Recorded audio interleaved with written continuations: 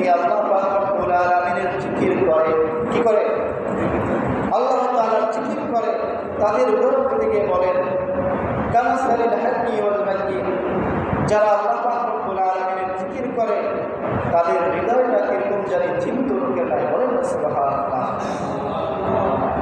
কে বলছে? যারা জিকির করে তাদের হৃদয়টা একজন জীবিত লোকের নাই। পরে কি বলছে শুনেন, কামাসালিল হাইয়্যি ওয়াল মাইয়্যিত, আর যারা আল্লাহ তাআলার জিকির না করে তাদের হৃদয়টা কিরকম জানি মৃত লোকের নাই। বলেন আলহামদুলিল্লাহ। এটা উদাহরণ কি দিয়েছে আল্লাহ হালিম রাহমাতুল লিল আলামিন। তিনি বলেন যারা জিকির করে তারা জীবিত লোকের নাই, আর যারা জিকির করে না তারা মৃত্যু লোকের নাই। যে ব্যক্তি মৃত্যু সে দুনিয়ার কিছু বুঝে, কি বলে? তার কাছে কোনো কিছু জিজ্ঞেস করলে সে উত্তর দিতে পারবে? তা আমরা যদি জিকির করি তাহলে আমার হৃদয়টা কীরকম হবে? জীবিত লোকের নাই। জিকিরের এত ফজিলত, এত পাওয়ার আপনারা শুনলে অবাক হবেন। নদীর তলদেশে যে মাছ আছে না, আল্লাহ পাক রব্বুল আলামিন তিনি বলেন ইউসাব্বিহু লিল্লাহি মা ফিস সামাওয়াতি ওয়া মা ফিল আরদ। ইউসাব্বিহু লিল্লাহ, আল্লাহ তাআলার তাসবিহ করে, মা ফিস সামাওয়াতি ওয়া মা ফিল আরদ, আসমান এবং জমিনের ভিতরে যত কিছু আছে সকল কিছু তারা আল্লাহ তাআলার তাসবিহ করে। বলেন সুবহানাল্লাহ। জিকির শুধু আমরা করি না, আল্লাহ তাআলার যত সৃষ্টি আছে, সৃষ্টি জীব আছে, সকল কিছু আল্লাহ তাআলার জিকির করে। বলেন সুবহানাল্লাহ। আপনি যে দেখেন এই যে গাছ, লম্বা লম্বা গাছ দাঁড়িয়ে রয়েছে, সে গাছের কিন্তু আল্লাহ তাআলার জিকির করে। বাইরে আমার বন্ধুরা, আমার শুরুতে আমার হাদিস শরীফের ভিতরে এসেছে সমুদ্রের তলদেশে যত প্রাণী আছে, যত মাছ আছে, সকল মাছ তারা আল্লাহ তাআলার জিকির করতে থাকে। তেমন কথা বলা হয়েছে যতক্ষণ পর্যন্ত একটা মাছ আল্লাহ তাআলার জিকির করতে থাকে ততক্ষণ পর্যন্ত সেই মাছ কোনো জেলের জালে তারা শিকার হয় না। বলেন না সুবহানাল্লাহ। একটা মাছ যতক্ষণ পর্যন্ত আল্লাহ তাআলার নদীর তলদেশে বসে পানির ভিতরে বসে যতক্ষণ পর্যন্ত তারা জিকিররত অবস্থায় থাকে ততক্ষণ পর্যন্ত সেই মাছটা কোনো জেলের জালে তারা শিকির হয় না। যখন তারা জিকির থেকে যখন গাফিল হয়ে যায়, যখন সরে যায়, তখন সেই জালটা, সে জেলের জালের ভিতরে সেই মাছটা আটকা পড়ে। বাইরে আমার বন্ধুরা, আমার শুনুন, তাই না? আপনি দুনিয়ার ভিতরে যত পশু পাখি দেখেন, অনেক সময় দেখা যায় অনেক পশু, অনেক পাখি আমরা শিকার করি না? বন্দুক দিয়ে অনেকে পাখি শিকার করে না? তো অনেক পাখিরা তারা আল্লাহ তাআলার জিকির করে।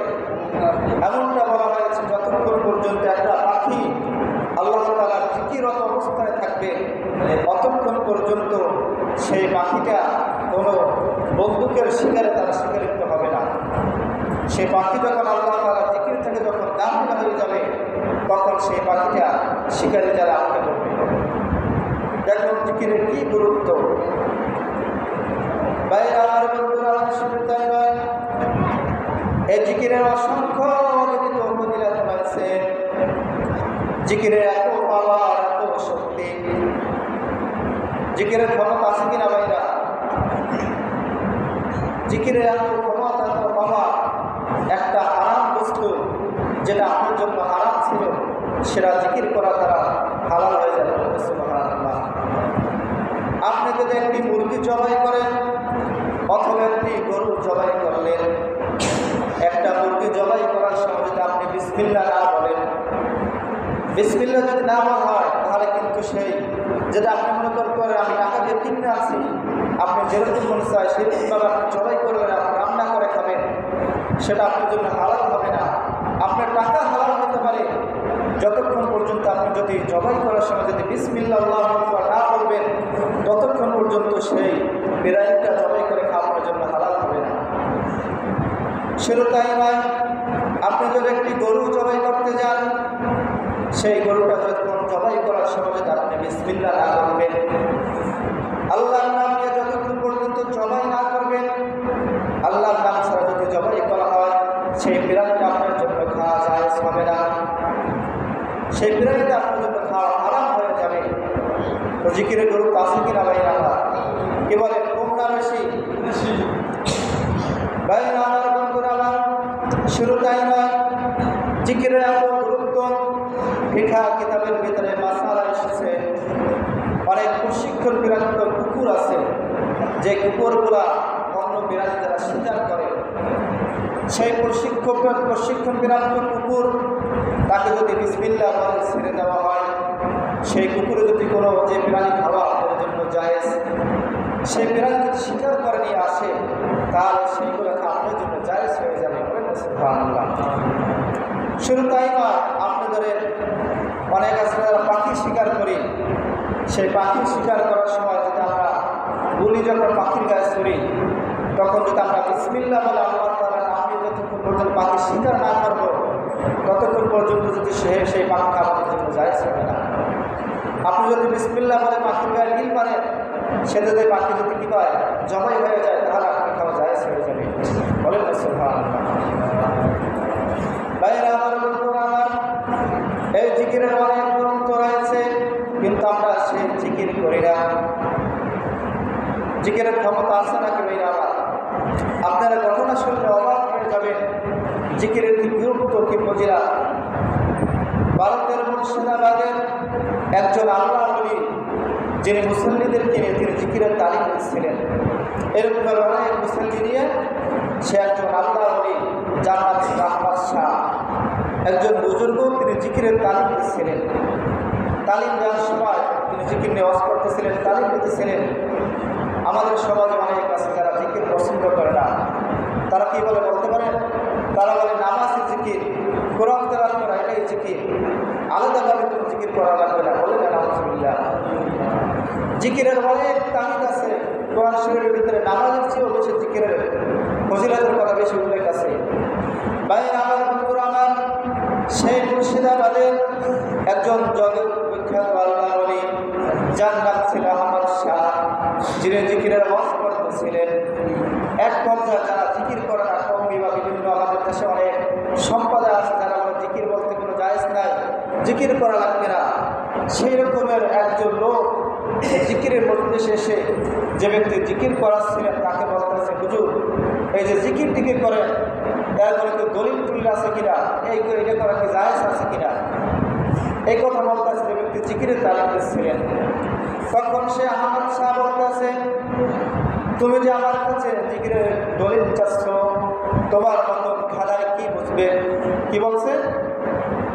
ওই ব্যক্তি বলতেছে, তুমি জিকির করতেছে, জিকিরের কোনো দলিল আছে কিনা, জিকির করো কিসের জন্য? তখন যার কাছে জিজ্ঞাসা করছে সে বলতেছে, তোমার মতন খাদায় কি বুঝবে? একজন মানুষের যদি হঠাৎ করে একটা দাদা বলা হয়, সে ব্যক্তি রাগ হইবে না? যে ব্যক্তি প্রশ্ন করছে সে মোটামুটি একজন আলেম, একজন আলেমকে যদি ঠাস করে বলে দাদা, সে ব্যক্তি রাগার কথাটা কি বলেন? সে ব্যক্তি রাগে পুরা চেহারার উপর রাগ হয়ে গেছে।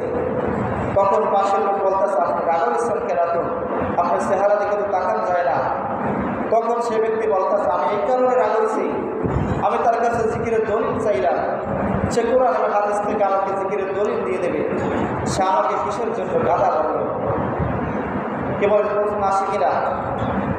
ভাইরা আমার, বন্ধুরা আমার, এই কথা যখন সে শায়েকের কাছে যখন এই কথা গেল, তখন শায়েক তাকে রেখে রেখে বলল, তোমাকে একজন বনের নিকৃষ্ট প্রাণী গাদাটা আমাদের জন্য জায়েজ আছে, গাদা কিন্তু আমাদের জন্য খাওয়া হারাম।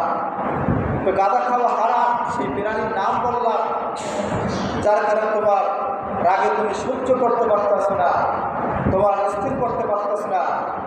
যে আল্লাহ পাক রব্বুল আলামিন তোমাকে সৃষ্টি করছে, তোমাকে খাওয়াইয়ে রাখে, তোমাকে পড়াইয়ে রাখে, সে আল্লাহর নাম বলতে কি তাসির আছে কিনা? ভাইরা আমার, তাসির আছে কিনা? এই কথা বলার পর সে লোকটি বলতেছে, হুজুর, আর আমার কোনো দলিল দেওয়া লাগবে, আমি দলিল পেয়ে গেছি। বলেন না সুবহানাল্লাহ। তো আমাদের সে জিকির করতে হবে বেশি না কম? আল্লাহর হাবিব রাহমাতুল লিল আলামিন তিনি বলেন, আশ-শাইতানু জাসিমুন আলা কলবিহি ইবনি আদম ফাইদা যাকারাল্লাহ খালাসা ওয়া ইযা গাফালা ওয়াসওয়াসা। বলেন সুবহানাল্লাহ। আল্লাহর হাবিব রাহমাতুল লিল আলামিন তিনি বলেন, আশ-শাইতানু জাসিমুন আলা কলবি ইবনি আদম, একজন আদম সন্তান তার কলবের ভিতরে শয়তান মোহর মেরে আটকে রাখে। কি করে? শয়তান আমাদের ওয়াসওয়াসা দেয় না সবসময়। তো যখন আদম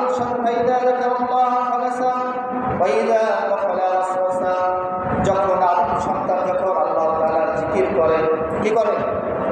আল্লাহ তাআলা যখন জিকির করে তখন শয়তান তারা দৌড়ে বলা যায়, বলে সুবহানাল্লাহ। এবং যখন তারা জিকির থেকে যখন গাফিল হয়ে যায় তখন শয়তান তাকে ওয়াসওয়াসা দিতে থাকে। যখন জিকির করি তখন কি করে? শয়তান দৌড়ে চলে যায়।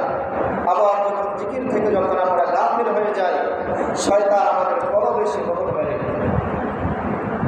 ভাইয়েরা আমার, বন্ধুরা আমার, কলম হচ্ছে দেহের একটা চাবিকাঠি। কলম হচ্ছে আপনার দেহের মূল শক্তি। যেরকমভাবে উদাহরণ দিলে আপনারা বুঝবেন।